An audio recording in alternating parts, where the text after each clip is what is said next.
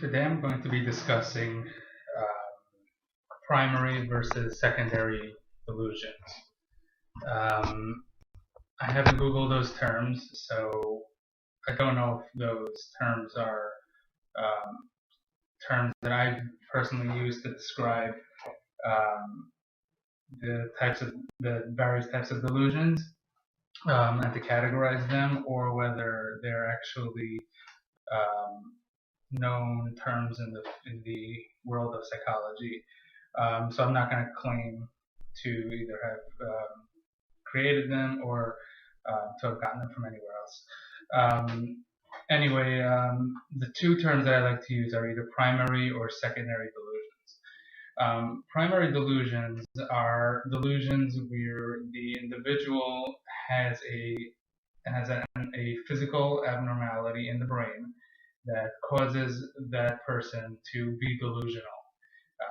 That delusion that may result may be precipitated by the person's upbringing, but the cause of the delusion is based on an actual something going on in the brain itself.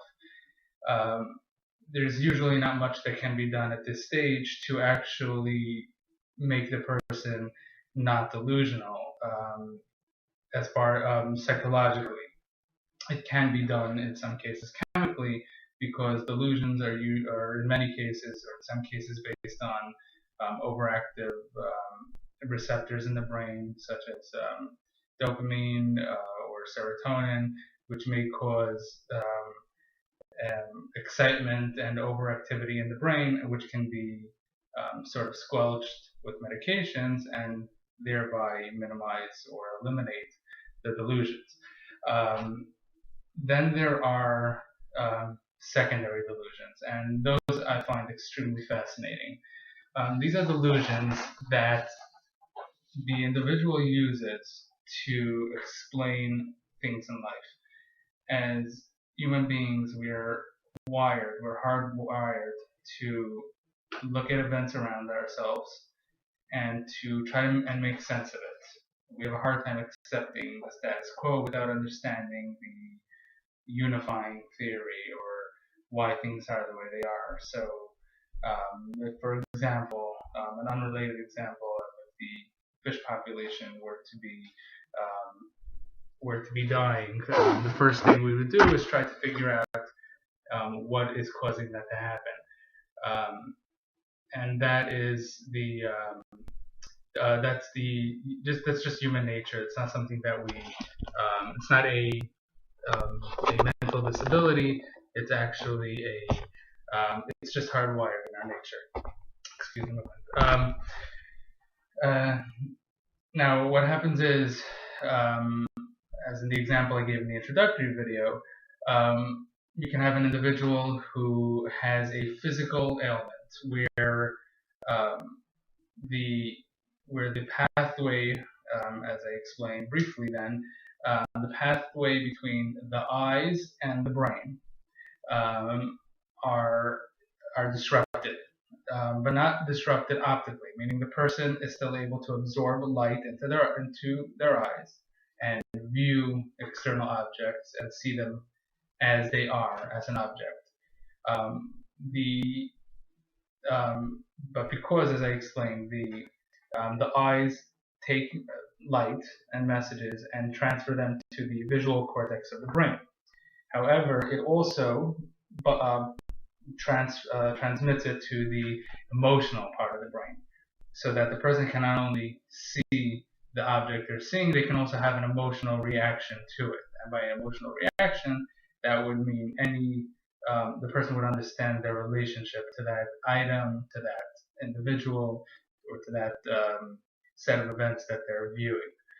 So, for example, if a person sees a plane crashing, something that was actually in the news just this Saturday with the Asiana jet crashing, one person can see that if a person does not have the emotional wiring to their visual or auditory nerve, they can actually just see the plane crash as crashing with absolutely no reaction to it. And that's why some killers or murderers or serial killers are actually devoid of emotion. They have no empathy because what they see, do, or whatever damage they do, it does not bypass the emotional part of the brain. And as a result, events are just events. There's no emotion behind it. There's no empathy. So somebody can see a plane crash and just see a plane crashing, blowing up. They can hear about people dying, people being injured, and it would mean absolutely nothing. That does not mean that they did not hear, see, and or understand the events. They just have no emotion about it. So the individual with there was an individual that I was discussing moments ago that had a delusion that every person in her life had been replaced by identical individuals who were not the people that they knew. For example, her mother, father, brother, friends, relatives, everybody was replaced by other people who looked exactly like them but were just not them. Now, that is a bizarre delusion. That's because that's not something that is generally accepted by society as something that is likely to happen in any circumstance. Now, the cause for that delusion was not a delusional disorder of the brain. The cause for that delusion was the individual at some point in their life developed a physical condition where the information absorbed by the eyes did not any longer bypass the empathetic part of the brain. They went directly to the visual cortex and exclusively to the visual cortex. As a result, the person who, until this problem began to occur, would see her, for example, her mother, and feel that this is her mother, and know that that is her mother, and whatever she feels about her mother would come to mind and would be registered on a subconscious level. Once this disruption took place, the individual would simply see her mother and not have any emotional reaction to her mother on a conscious or subconscious level. As a result, the brain can either just see that occurring and realize maybe there's something wrong. Why am I seeing my mother, and why do I have no emotional or empathetic feeling toward her? That is one way of seeing things. However, this individual engaged the normal human reaction, which was to try and explain why it was that she was seeing her mother or someone who looked like her mother and not feeling that that is her mother. And the explanation that she came up with, or that her brain created, was that someone who looked just like her mother, who knew everything about her mother, who behaved like her mother, took over her mother's body and took over her mother's life, but was just not her mother. And she couldn't explain why. She would just tell therapists and doctors and others that she doesn't understand why, but she knows that that is not her mother. And the way they dissected this case was by neurologists and psychologists realizing that when she would speak with her mother on the phone, she would say, "Hi, Ma," and have a great conversation with her mother. And she would actually ask her mother where she was and why she left her and why she allowed these other identical looking people to take over her life. And she wanted her to come back. But then she would see her mother in real life and say, that's not her.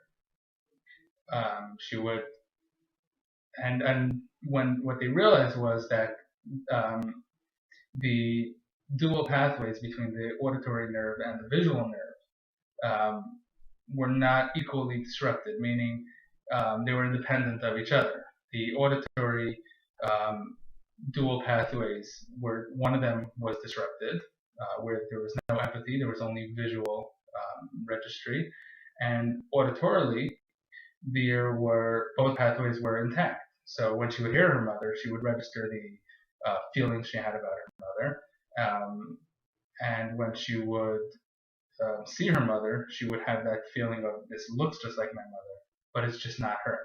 And that was the same feeling she would have about anyone she would see. While anyone she would hear would make complete sense to her. So the delusion in this case was the attempt to explain life, to explain why and make sense of life. So when somebody is delusional, what in many cases they're doing, when the delusion is secondary to the circumstance and is not the primary diagnosis or an actual abnormality of the brain, it's an attempt to explain life. So, for example, if somebody has a pain in their abdomen, so the first thing the brain wants to do is to explain it. It cannot just accept that pain. It needs to right away analyze that pain and figure out, oh, that was something I just ate. That was just an upset stomach from the Chinese takeout or whatever. It cannot just say, okay, my stomach hurts, and just move on. Now, if somebody's mother or father or relative or somebody close to them died from stomach cancer, and especially if in that case that person was not diagnosed until later because they had stomach pains that they told their doctor about, and the doctor didn't take them seriously, and that allowed the tumor to grow until the person was finally diagnosed after a long time, and then the person died from stomach cancer. So that person will explain that pain as likely being due to undiagnosed stomach cancer. Now, that is the brain's attempt to explain what's going on. That's step number one. Now, the way things advance into a delusion is that the person now needs to believe, needs to create a reality around the belief that they have stomach cancer. So they'll go to a doctor, and the doctor will tell them that we'll run a bunch of tests and say, and possibly say, hopefully say, that they don't see anything, and it might just be some irritable bowel or something they ate that day or whatever it is. And the person will then go doctor shopping and have and try to get a diagnosis. And as the doctors start just rolling their eyes and saying sorry, or raising their hands and saying they don't see anything, the person will begin to become entrapped in that belief that they have stomach cancer and that no doctor or diagnostic equipment is able to identify it. So that then advances into a delusion where the person believes that they have an illness that is otherwise unexplained, and that's called a somatic delusion. It used to be called neurosis, and after that hypochondriasis, where the person believes they have an illness and will go from doctor to doctor and do test after test to find what they already believe to be the diagnosis, but that nobody else is able to identify or definitively diagnose. So what happened was there was an event, the stomach pain.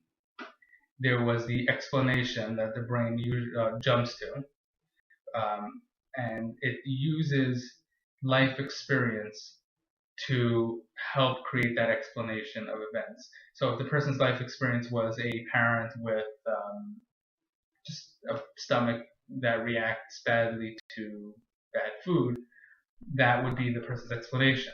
But if the person's explanation or history was of someone who died of stomach cancer, the brain will use that as a reference to explain stomach pain.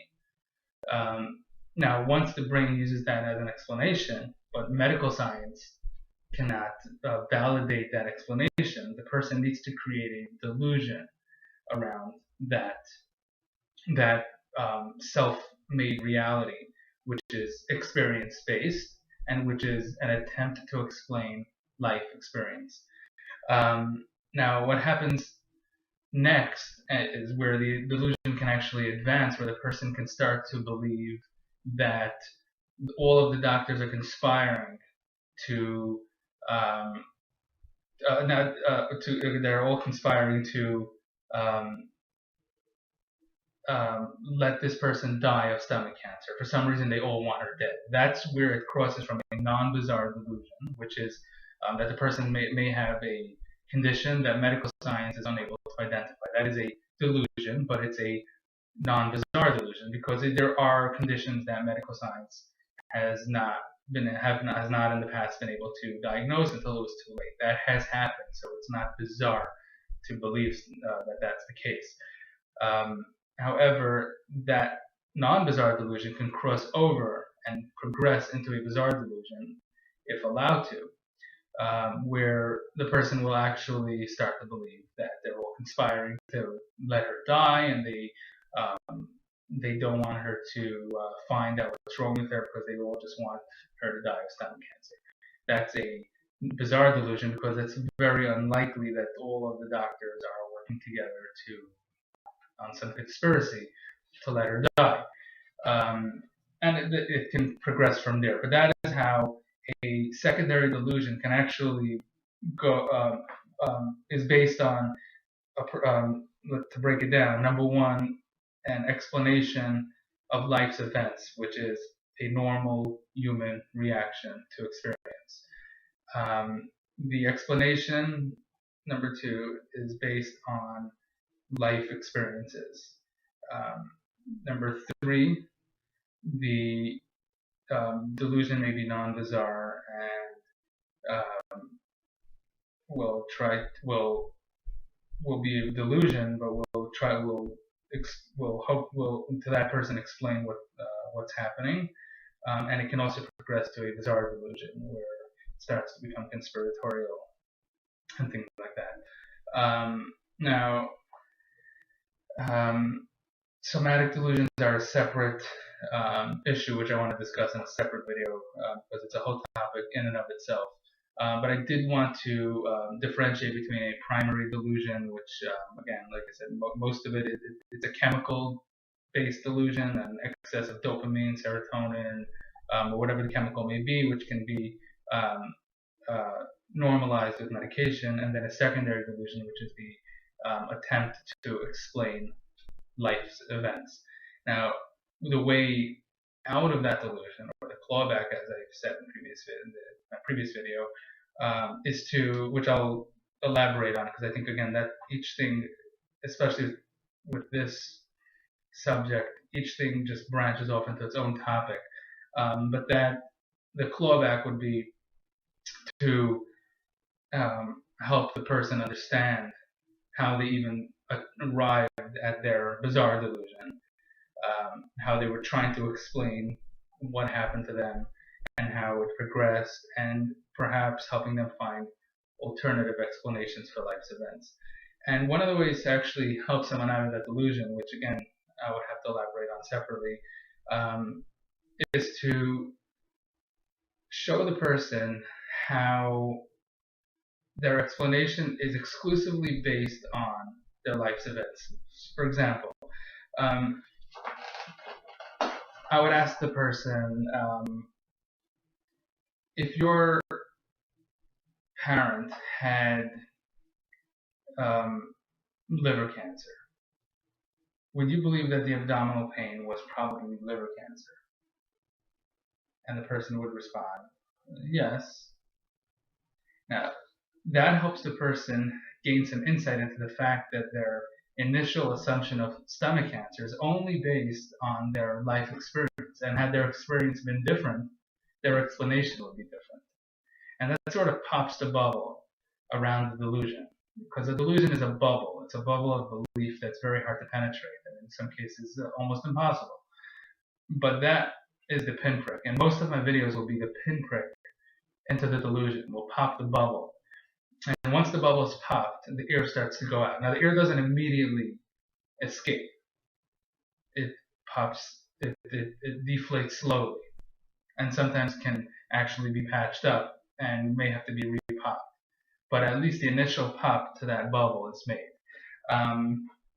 One example would be four children whose father died, and how all four can have a different reaction to the same event. And I'll elaborate on that in the next video. Thank you very much.